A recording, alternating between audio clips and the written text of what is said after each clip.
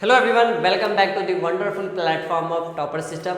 उम्मीद करता हूँ कि आपने ऑब्जेक्टिव का 100 ऑब्जेक्टिव वाला वीडियो देख लिए होंगे। अब बारी है सब्जेक्टिव का। क्लास 12th इंग्लिश के सब्जेक्टिव की बारी है। इस वीडियो में सब्जेक्टिव को कवर करेंगे जो आपके पेपर में आने वाला मोस्ट इंपॉर्टेंट क्वेश्चन है, चाहे वो क्वेश्चन आंसर हो या एक्सप्लेनेशन हो, सब कुछ इस वीडियो में क्लियर करेंगे।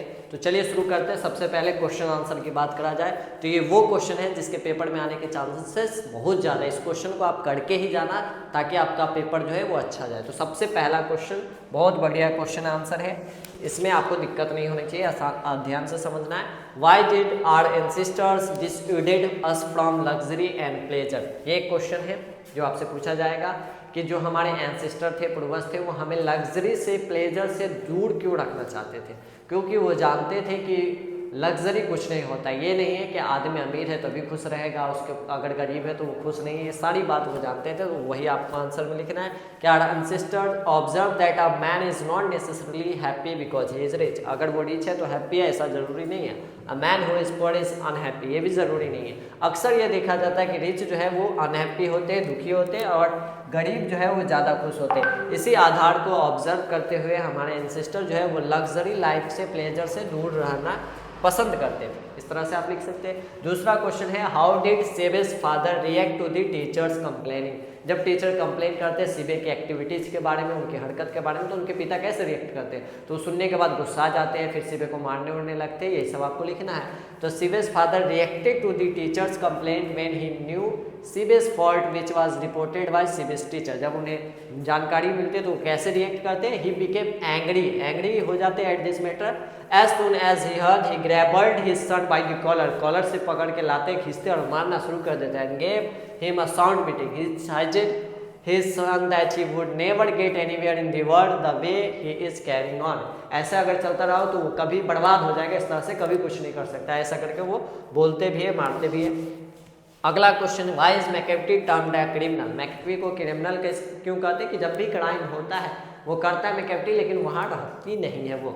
मैकेफ्टी is termed a criminal because he committed all this sort of crime. सब क्राइम वो कर ही रहती है। He plunders larders ranks jeweller cases cipher. जो क्राइम करती है वो आपको बता देना है। Breaks glass panes steals important documents from foreign office और प्लान्स और ड्राइंग फ्रॉम द एडमिरल्टी।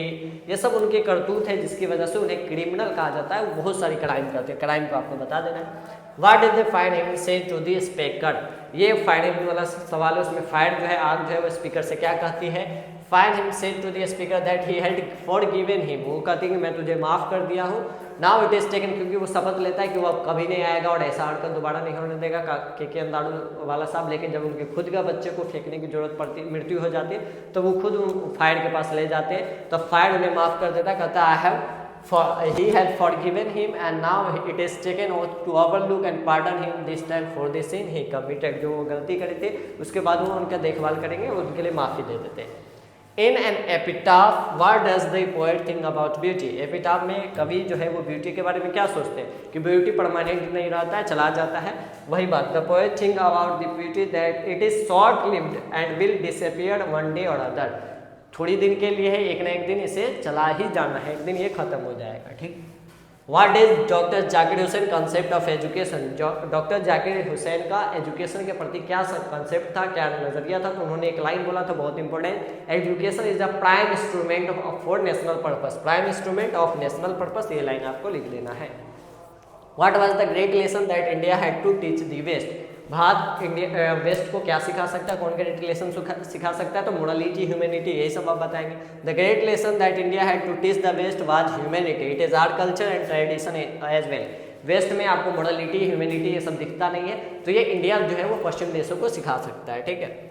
अगला क्वेश्चन है how does Mahatma Gandhi want his country man to deal with modern civilisation. एक इंपॉर्टेंट क्वेश्चन बन जाता है कि वो महात्मा गांधी जी क्या चाहते थे कि भारतीय लोग क्या करें सिविलाइजेशन के संदर्भ में, तो वो आपको बताना है। The distinguished characters of modern civilisation is an indefinite multiplicity of human words. वो बताते हैं कि जो मॉडर्न सिविलाइजेशन है वो क्या है, आदमी के चाह है, उसको मल्टीपल करते करते जो चाह वर्ड्स बढ़ाते रहते वही है modern civilisation. Which the author observe, author कौन है, Mahatma Gandhi ji. Hence Mahatma Gandhi ji wants to the countrymen to keep away, क्या चाहते थे कि मॉडर्न सिविलाइजेशन से दूर रहे, keep away at any cost, किसी भी हाल में उससे दूर रहे, यही चाहते थे। How are autumn and summer related to spring, autumn और समर जो है वो स्प्रिंग से कैसे रिलेट करता है, तो autumn and summer are related to spring as old age and youth are related to adolescence, ऐसे रिलेटेड है जैसे एक ओल्ड एज और यूथ जो है वो एडोलसेंस में रिलेटेड होता है, सेम इसी प्रकार से। अगला क्वेश्चन है why does poet call Macavity a mystery cat, mystery cat क्यों कहता है, इजी क्वेश्चन है, क्योंकि वो क्राइम करके भाग जाते, never found after committing wrong, कुछ भी क्राइम कर लेते लेकिन कभी पकड़ाती नहीं, इसलिए उसे मिस्ट्री कैट कहा जाता है। अब आते हैं एक्सप्लेनेशन की तरफ। एक्सप्लेनेशन भी आपको 4 मार्क्स में पूछा जाता है, बच्चे इसको छोड़ के आ जाते हैं, छोड़ के नहीं आना है, आपको 2-4 एक्सप्लेनेशन कराया जाता है, बहुत इंपॉर्टेंट। सबसे पहला एक्सप्लेनेशन में क्या, आपसे लाइन दिया जाएगा, उसको एक्सप्लेन करने को कहा जाएगा, तो एक्सप्लेन कैसे करेंगे, यानी उस लाइन को आप डिटेल में बताएंगे कि लाइन क्या करना चाहता है।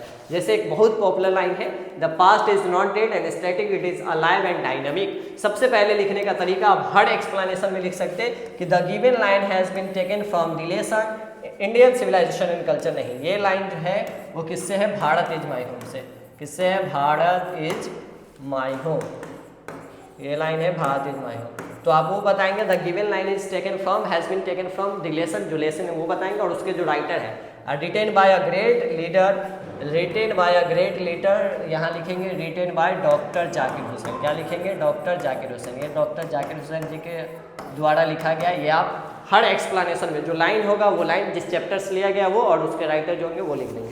अब लाइन क्या कह रहा है सो समझो, लाइन क्या कह रहा है, ये क्वेश्चन आंसर जो है लाइन क्या कह रहा है, ये गांधी जी के द्वारा लाइन नहीं है, यहाँ पे फिर डॉक्टर जाकिर हुसैन हो जाएगा।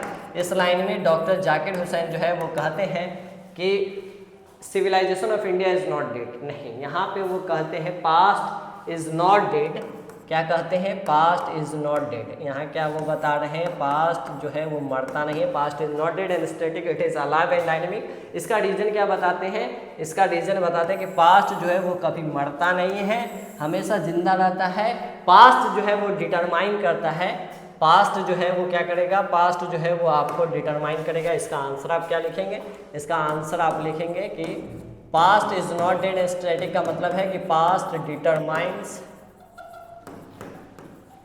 the quality of present, past ऐसा नहीं है कि रुक गया है, समाप्त हो गया, खत्म हो गया, यही वो पास्ट होता है जो हमारे क्वालिटी ऑफ प्रेजेंट को डिटरमाइन कर सकता है, यानी पास्ट जो है वो प्रेजेंट में इन्वॉल्व रहता है, यानी कि मर गया, समाप्त हो गया, उससे कोई मतलब नहीं है, ऐसा नहीं है। और ये लाइन डॉक्टर जाकिर हुसैन जी का है, ठीक है।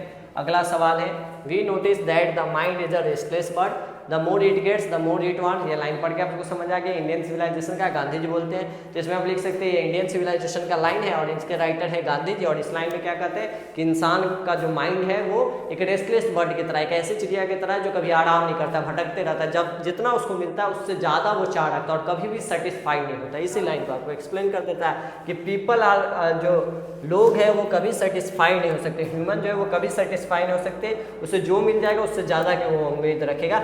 जिस तरह से चिड़िया घूमती फिरती रहती कभी सेटिस्फाई नहीं होती, उसी प्रकार से।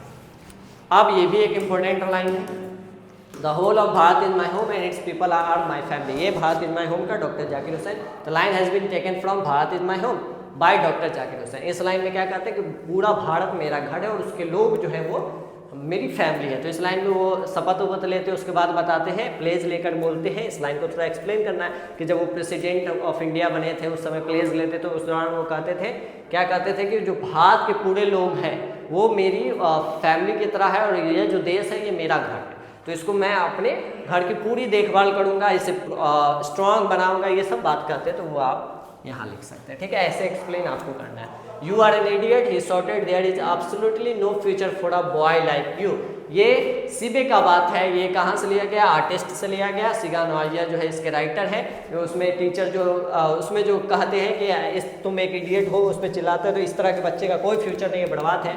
तो वो क्या है, Seebe the student working on his new purchased guard an ethics class he scolded him for not paying attention, जब उसके टीचर देखते हैं तो उन्हें डांटते उठते हैं और बोलते हैं कि इस तरह के बच्चे का जो है अगर ऐसा बिहेवियर है तो उसका कोई भी भविष्य नहीं है, उसी चीज़ को आपको लिख देना है। एंग्री होते हैं, उनको डांटते उठते, ये लाइन एक्सप्लेन करना है, ठीक। अगला सवाल है the ways of managing child birth in traditional society are many and varied. A child is born, ये आपके उस चैप्टर से लिया गया है, किससे? चाइल्ड इज बॉर्न, जिनके राइटर है जर्मेन ग्रीन। और ये क्या बताते हैं कि जिस तरीका से चाइल्ड बर्थ को मैनेज करा जाता है वो उसके कई सारे तरीके हैं और अलग अलग तरीके हैं, वेरिड करते हैं। Their usefulness stems directly from the fact they are accepted culturally and collectively so that mother does not have the psychic burden of reinventing the procedure। कोई नया चीज़ सीखने, जो चैप्टर में आप पढ़ेंगे कोई नया तरीका लेने का मदर के पास कोई बर्डन नहीं होता है, उसको आपको एक्सप्लेन कर देना अच्छे से, ठीक है। ये तो प्रोज सेक्शन का। पोइट्री के भी 2-3 important line. And what I assume you shall assume for every atom belonging to me as a good belong to you. कहते जो मैं मानता हूँ वो तुम भी मानो कि जो कण मेरे में होगा, जो भी अच्छा चीज़ वो तुम्हारे पास भी होना चाहिए। ये लाइन कहाँ से है? सॉन्ग ऑफ माई सेल्फ से, और इसके राइटर कौन है? वॉल्ट विटमन साहब है। तो लाइन लिख देना, this line has been taken from the poem song of my self which has been beautifully written by या कंपोज्ड बाय वॉल्ट विटमन, ठीक है। और डील्स विद दिस सीक्रेट, और ये पोएम किस बारे में बताता है? सीक्रेट ऑफ लाइफ के बारे में बताता है। अब इस लाइन में पोएट क्या कहते हैं? पोएट कहते हैं he is talking about of is universally truth. किस बारे में बात करते हैं? यूनिवर्सली ट्रूथ और फैक्ट के बारे में बात करते हैं। Which should be adopted by everybody, जो सभी के लिए सच है। Because we are all made of same item, same blood, हम लोग एक ही कण से एक ही खून के बने हुए हैं। Which should not harm anyone, ये यूनिवर्सली और ब्रदरहुड पे बात करता है, वो बात आपको एक्सप्लेन कर देना है। अगला सवाल मैकेफ्टी का। Macavity there is no one like Macavity for his friend in fail in safe a monster of depravity. बहुत खतरनाक जो है बुराइयों की, भ्रष्टाचार की वो मॉन्स्टर थी। तो ये लाइन कहाँ से लिया गया? मैकेफ्टी द मिस्ट्री कैट, और इनके राइटर पोएट है टी.एस. एलियट साहब। इस लाइन में वो बताते हैं एक मिस्टीरियस मॉन्स्टर क्रिमिनल जो कि एक बिल्ली होती है और जिसका कंपेरिजन, उसका कोई तुलना नहीं है। It is totally incomparable with any one, उसकी तुलना किसी से नहीं करी जाती है। जैसी मैकेफ्टी की एबिलिटी वैसी किसी की नहीं है। उस लाइन को आपको लिख देना है। Whatever steps are taken to test it proves a big failure, कुछ भी अगर स्टेप लिया जाता है वो फेलियर होता है। It is truly said that it is unique in every sense, उनके बड़ाई कर देना कि यूनिक है, ठीक है। Now the leaves are falling fast, nuts flowers will not last, nuts to the grapes are gone and the Prem's go rolling on. इसको आप कैसे एक्सप्लेन करेंगे? तो ये किससे लिया गया? Now the leaves are falling fast, और इनके राइट पोएट है W.H. ऑर्डर। और इस लाइन में वो बताते हैं कि ह्यूमन बीइंग जो है वो फ्रस्ट्रेट है अपने जीवन में, अपने जीवन से दुखी है, इसलिए वो अलग अलग जो ट्रेजिडी है, जो घटना है उससे बाहर निकलना चाहते हैं, लोनलीनेस से बाहर निकलना चाहते हैं, अकेलापन से बाहर निकलना चाहते हैं। और इसके बाद, इस सब के बाद वो क्या है? मर जाते। एक समय आता है जब डाइड कर जाते हैं। Now the leaves are falling fast, यही हमें सिखाता है कि एक एज आएगा जब हर कोई इस दुनिया को छोड़ के चला जाएगा। जस्ट एज एग्जाम्पल देते हैं, जैसे ए गार्डन और infant is not taken proper care in midst it's ends. अगर कोई बागीचा, अगर उसका देखभाल ही नहीं करा जाएगा तो बागीचा खत्म हो जाएगा, फूल मुरझा जाएंगे। जैसे एक बच्चे की अगर हम देखभाली नहीं करते, छोटे बच्चे को, शिशु को, तो वो भी एंडिंग पे जा सकता है।